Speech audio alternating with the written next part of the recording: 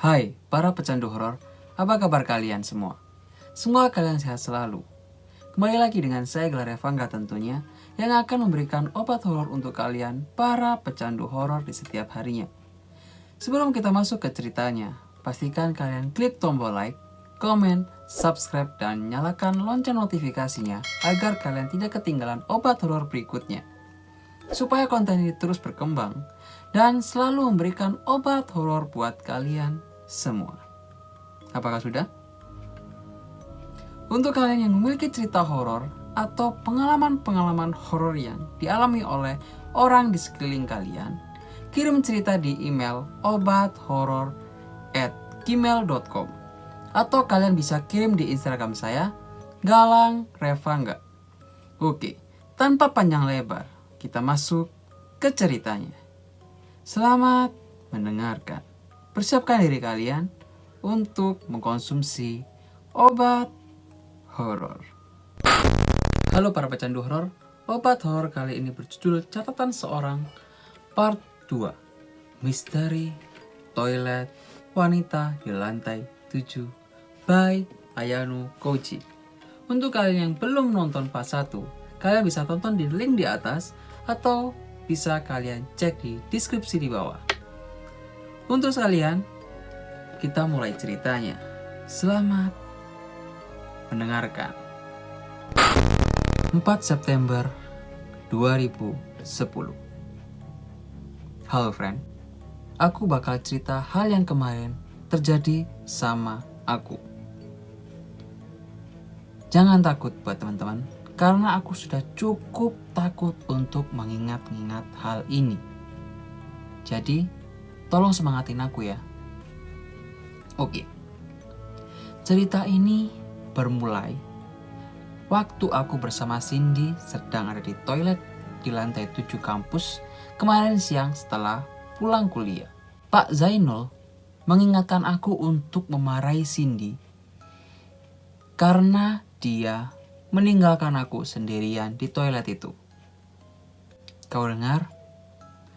Meninggalkan aku. Ya, Cindy meninggalkan aku sendirian di dalam toilet itu.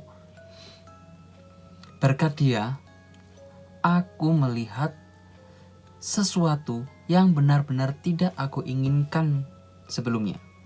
Bahkan, sesuatu itu jauh sekali dari kata menyenangkan. Sewaktu aku keluar dari bilik toilet dan mencari-cari Cindy, aku tidak menemukannya. Aku bingung saat itu. Aku rasa sih dia pergi buru-buru menemui pacarnya. Ya Tuhan, persahabatan kita hanya sebatas selama pacar tidak mengganggu. Lalu aku berpikir, ya sudahlah, aku akan membetulkan make up sebentar dan akan pergi ke food court. Sepertinya pacarku belum datang untuk menjemputku. Setidaknya aku harus terlihat lebih cantikan lah, supaya lebih enak dipandang, karena aku ingin bertemu dengan pacarku. Tiba-tiba, aku merasakan udara menjadi dingin, cukup untuk membuat bibirku bergetar secara refleks. Dan itu jelas-jelas tidak benar. Toilet ini kan jelas-jelas pengap dan tanpa AC dimanapun. Otakku baru saja berpikir kalau ada yang tidak beres nih. Tiba-tiba sudah berdiri seorang wanita di belakangku, rambutnya panjang dan menutup separuh mukanya, dan dia memakai baju kaos berwarna merah menyala dan celana jeans. Aku langsung berbalik dan refleks aku berkata, kalau dia membuatku kaget, sialan.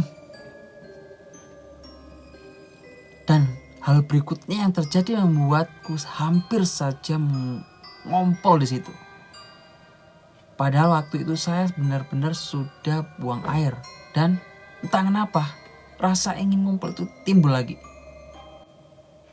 Sosok itu menempelkan mukanya tepat di depan mukaku. Kulitnya benar-benar mengerikan. Kau tahu karpet? Iya, karpet. yang ada tonjol-tonjolannya itu, yang bentol-bentol. Ya, begitu. Mukanya dan seluruh kulitnya penuh dengan tonjolan itu.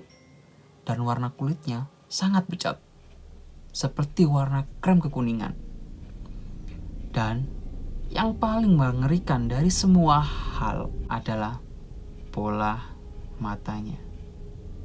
Warna urat darah di pola matanya berwarna coklat. Kalian bayangin guys, kalian bayangin di bagian matanya sini. Kalau kita kan normalnya warna merah, kalau ini berwarna coklat pekat. Dan bola matanya berwarna coklat kekuningan dan pupil matanya hitam dan berbercak merah. Dari situ aku langsung tahu kalau aku sedang bertemu dengan sosok hantu. Dan kali ini bukan hantu yang baik menurutku. Perlahan-lahan dia mendekatiku, tapi tidak pernah menempel pada badanku. Mukanya sangat dekat sekali di mukaku. Dan tangannya yang dipenuhi dengan tonjolan-tonjolan itu menggapai tubuhku, seakan ingin menyentuhku. Tapi sentuhan itu tidak pernah terjadi. Aku merasakan bahwa sekitar 1 jam dia hanya memandangiku saja. Berkali-kali berusaha menempelkan tubuhnya kepada diriku, tapi tidak pernah berhasil. Jujur, aku tidak tahu kenapa dia tidak bisa menyentuh tubuhku. Tapi syukurlah, karena di saat itu aku sama sekali tidak bisa bergerak. Setelah sekitar 1 jam, dia akhirnya mundur dengan perlahan. Kemudian matanya membelalak lebih besar dari mata yang bisa dibuka oleh manusia. Sepertinya seakan-akan semua kelopak matanya tertelan ke dalam rongga matanya. Kemudian warna bola matanya perlahan-lahan menjadi merah tua dan kemudian menjadi hitam. Tak lama dari itu, dia berteriak sambil melompat ke hadapanku dan menghilang tepat di depan mukaku. Aku yakin aku ngompol sedikit waktu itu, karena aku terasa sedikit basah di bagian celanaku. Setelah itu, suhu di toilet itu kembali pengap. Kakiku terasa kehilangan tulangnya. Dan aku tertunduk di lantai toilet. Tanpa tenaga. Aku tersungkur setelah aku duduk sebentar. Tak lama dari itu, suara handphoneku berbunyi, mengagetkan aku. Aku mengangkatnya. Dan ternyata pacarku menelponku. Dia mengatakan bahwa sudah 5 menit dia mencoba menelpon HP-ku. Tidak ada jawaban. Aku meminta maaf dan berkata mungkin aku tidak mendengarnya pada saat itu terjadi. Karena kalian tahu sendiri, di saat itu aku sedang berhadapan dengan hantu yang aku tidak tahu kemana dia pergi dan dari mana dia datang. Ngomong-ngomong, waktu yang berlalu hanya 15 menit, tapi terasa seperti 1 jam. Pada waktu kejadian itu, aku benar-benar merasakan itu lama sekali.